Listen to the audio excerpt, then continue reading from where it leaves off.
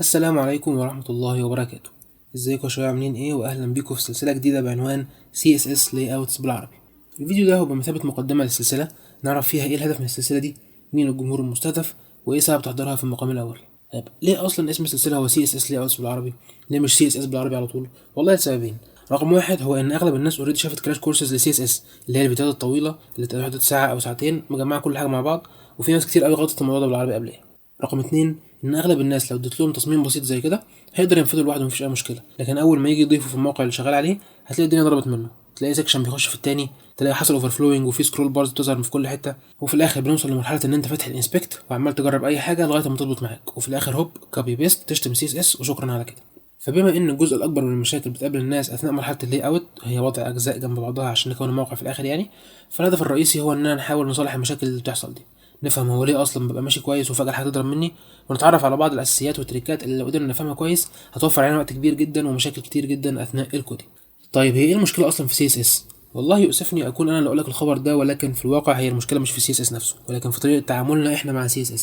طب ايه نوعيه المشاكل دي؟ رقم واحد، اغلب الكورسات بتكون عباره عن الكثير من النظريات والقليل من الممارسه. انت قاعد ساعتين ثلاثه عمال تاخد معلومه ورا التانيه ومش واصل لك قوي هي البروبرتي دي حلوه وكل حاجه، بس امتى هحتاجها. رقم اتنين، في اغلب المشاريع والتوتوريالز اللي بنتابعهم على يوتيوب او غيره دايما بتلاقي الشخص اللي بيشرح لما يجي وقت CSS يقول لك انا هاخد شويه كود كده كوبي بيست احطهم هنا وهم هيظبطوا لنا الدنيا وانتوا اكيد فاهمينه، عشان ده ايه مش وقت شرح CSS. فبالتالي الناس بتهتم باللي بيحصل في الجافا سكريبت مثلا وبتنسى اصلا انها ترجع لجزء CSS ده وتفهمه، ما هو اصلا شغال.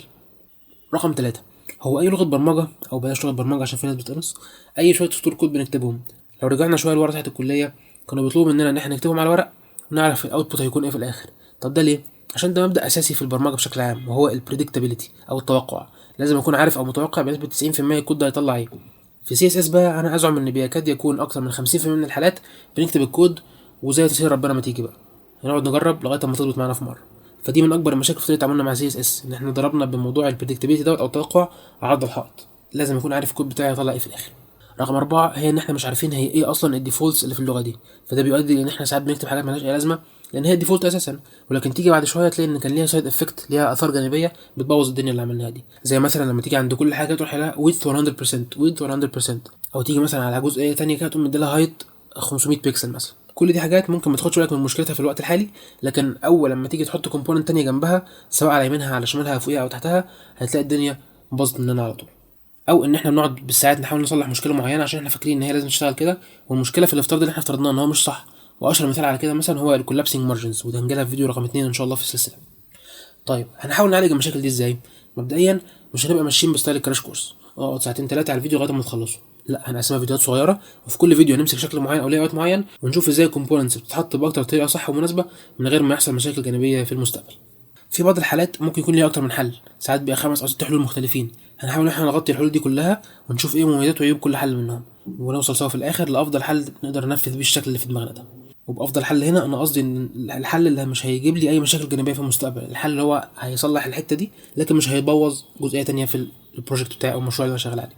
هنتعرض كمان لبعض المفاهيم المهمه جدا اللي نادر قوي لما حد بيتكلم فيها، زي الستاكينج كونتكست والفورماتنج كونتكست، واحتمال نعدي على السبيسيفيتي كمان في النص. وزي ما قلنا هنحاول نغطي اغلب المشاكل اللي بتواجهنا وبتخلينا مش عارفين ندخل على التصميم من انهي حته بالظبط. وطبعا لو عندكم اي مشاكل بتواجهكم في موضوع اللي اوتس دي اكتبوها في كومنتس عشان نعملها فيديو مخصوص ان شاء الله في السلسله.